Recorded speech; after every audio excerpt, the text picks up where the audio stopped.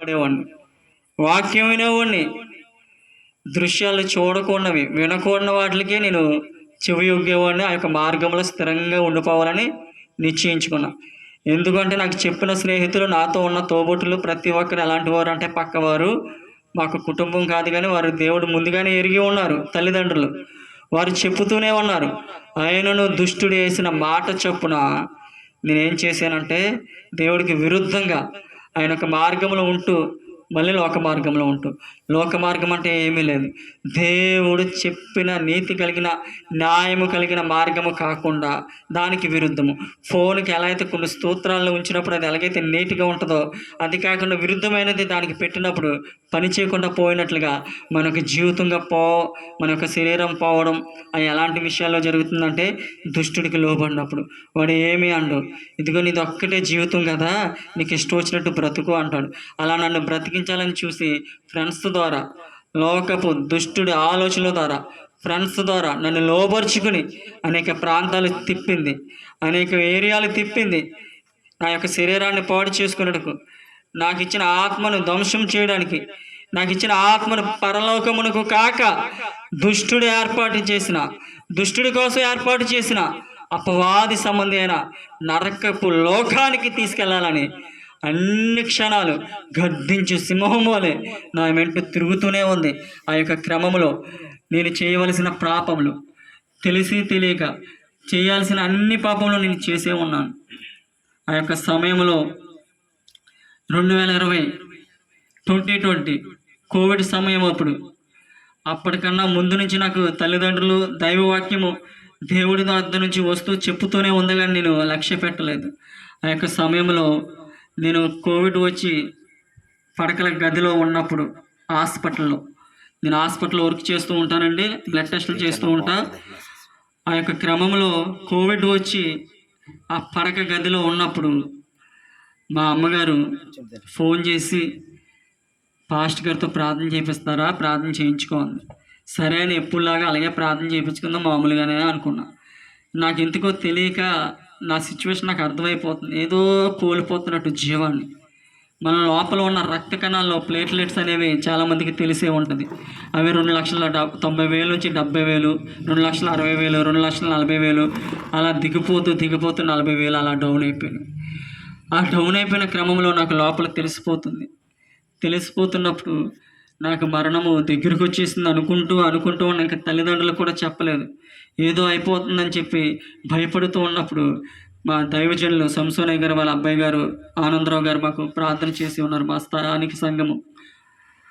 ఆయన ప్రార్థన చేయగా నేను ఆలకించి బెడ్ మీదకి వెళ్ళి అలా పడుకున్నాను. అంతకుముందు 3 రోజులు నా ఒంటికి ఫుడ్ ఎక్కలేదు, మెడిసిన్ ఎక్కలేదు, జీవం మొత్తం కోల్పోతున్నా. అందుట్లో మెడికల్ ఫీల్డ్ ఏమో నాకు అర్థమైపోతుంది. ఆ యొక్క సమయంలో ఉన్నప్పుడు కోల్పోతూ ఉన్నప్పుడు పడక గది మీద అలా పడుకుని ఉన్నప్పుడు మంచం మీద నేను ఎప్పుడు చూడలేదు, ఎప్పుడు వినలేదు, ఎప్పుడు నా కళ్ళారా నేను అనుభవించలేదు. అలాంటి స్పర్శ నేను గమనించడం జరిగింది. ఈ శబ్ద యంత్రము ద్వారా ఎవరైతే వినుచున్నారో ప్రియమైన నా కుటుంబమా, మరొక్కసారి చెప్తున్నా, ఇది నేను కళ్ళారా చూసి చెవులారా విని ఆయన ఒక రుచిని ఎరిగి చెప్తున్నా. అంతకుముందు నేను మెడిసిన్ చదువుకున్నా, మెడికల్ కొంచెం టచ్ ఉంది. నేను దేన్ని స్వతహాగా నమ్మేవాడిని కాదు. నాలాంటి నమ్మనాలు గురించి నాలాంటి వాళ్ళు సంఘంలో చాలామంది ఉంటారు. మనకున్న తెలివిని బట్టి అటు ఇటు తిరిగేస్తూ ఉంటాం. మనకి తెలివికి తగ్గట్టుగా మనకు బుద్ధి చెప్పాలని ఆయనకి తెలుసు. అటు రీతిగా నాకు బుద్ధి చెప్పాడు. పడక గదిలోకి వెళ్ళినప్పుడు అలా పడుకుని ఉన్నప్పుడు నేను ఎటు వెళ్ళను కాబట్టి, ఫ్రెండ్స్ దగ్గరికి ఎటు తిరగలేని పరిస్థితి కాబట్టి అన్ని దారులు మూసిపోయి నేను ఉన్నప్పుడు ఆ యొక్క సమయంలో ఒక చెయ్యి వస్తుంది నేను చూశాను. దానికి ముందుగా నాకు హృదయంలో పశ్చాత్తాపం, తండ్రి అయ్యా మీరు దేవుడు అంట కదా, ఇన్నాళ్ళు నేను సంఘంలోకి వచ్చా, సన్నిధిలోనికి వచ్చా, నీ ప్రాంగణంలోనికి మందిరంలోనికి వచ్చాను. నువ్వు నిజంగా దేవుడివేనా? అందరూ దేవుళ్ళు ఉన్నారు కదా, నువ్వు అందులో ఒకడువా ఏంటి? నేను నమ్మేది నిజమా కాదా? నువ్వు నిజంగా దేవుడువా అని నాకు వచ్చిన మాటల్లో నేను అడుగుచూ ఉన్నాను ఆయన ప్రార్థన రూపంలో. అది ప్రార్థన అన్నమాట. ఆ యొక్క మాటలు నేను అడుగుచూ ఉన్నాను, అయ్యా నువ్వు నిజంగా దేవుడు అయితే తండ్రి, సృష్టిని సృజించిన వాడు నీవే అయితే నన్ను బ్రతికించయ్యా, నీ మార్గాన్ని తెలుసుకుంటా, నీ మార్గంలో స్థిరముగా ఉంటా, నీ మార్గాన్ని కొంతమందికి చెప్తాను అని చెప్పే హృదయంలో భారం. అప్పటి వరకు నేను చేసిన కొన్ని చెడ్డ కార్యములు, చెడు వ్యసనాలు, కొన్ని చోట్లకి వెళ్ళని చోట్లను బట్టి నేను చెప్పాల్సిన ఆయనకి చెప్పానని నాకు అప్పుడు అర్థమైంది. ఆయనకి చెప్పగానే నా కళ్ళు అలా మూసుకుపోయి 2 సెకండ్లు నాలోంచి ఊపిరి అలా వెళ్ళిపోవడం నాకు తెలిసిపోయింది. 2 సెకండ్లు నాలోంచి ఊపిరి వెళ్ళిపోవడం నాకు తెలిసింది. ఆ తెలవగానే ఒక్క క్షణంలో ఊపిరి ఎగూపిరి ఆగిపోయింది. ఆగిపోయిన వెంటనే నేను మంచం మీద అలా ఉన్నాను. ఆ మంచం మీదకి మేఘం ఎంతైతే తెల్లగా ఉందో అంత తెల్లని హస్తం ఒకటి, మంచం ఎంతైతే 6 అడుగులు ఉందో అంత పెద్ద హస్తం అండి. నేను ఎప్పుడూ చూడలేదు. ప్రతి ఒక్కరికి వ్యతిరేకంగా ఉండేవాడు నేను, క్రైస్తవానికి. ఆ యొక్క సమయంలో ఆ యొక్క హస్తం వచ్చి నడుము మీద అలా పడుకుని ఉన్న నన్ను అలా తాకేటప్పటికి ఒక్కసారి ఊపిరి అలా పోసుకున్నా. దేవుడి నామానికి మహిమ కలుగునుగాక. హల్లెలూయా.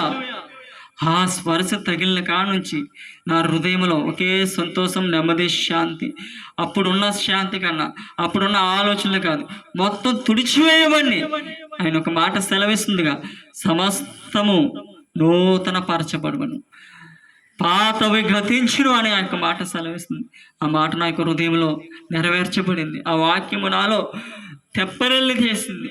ఆ యొక్క సమయం ఉంది. వెంటనే మా ఇంటికి వచ్చేసి ఇలాగ అమ్మకి చెప్పి, అయ్యగారికి చెప్పి ప్రార్థన చేసుకోవడం, తర్వాత రక్షణకు సిద్ధపడడం, వెంటనే రక్షణ తీసుకోవడం జరిగింది. అందుకే దేవుడు మాట సెలవిచ్చాడు కదా, ముందు బుద్ధి లేకుండా తిరిగాను నేను. ధైర్యము, నాకేదో ధైర్యం తెచ్చేసుకుని, ప్రజలు చెప్పిన ధైర్యం తెప్పించుకుని, ఇదిగో తోబొట్టులు తెచ్చిన ధైర్యము, ఇదిగో తోబొట్టులు కొన్ని రకాల వైఖరి తెస్తే దాన్ని పట్టుకుని వెళ్ళిపోయే జనాంగం మనం. అది కరెక్ట్ కాదని మనకి ఎప్పుడు తెలుస్తుందంటే దేవుడు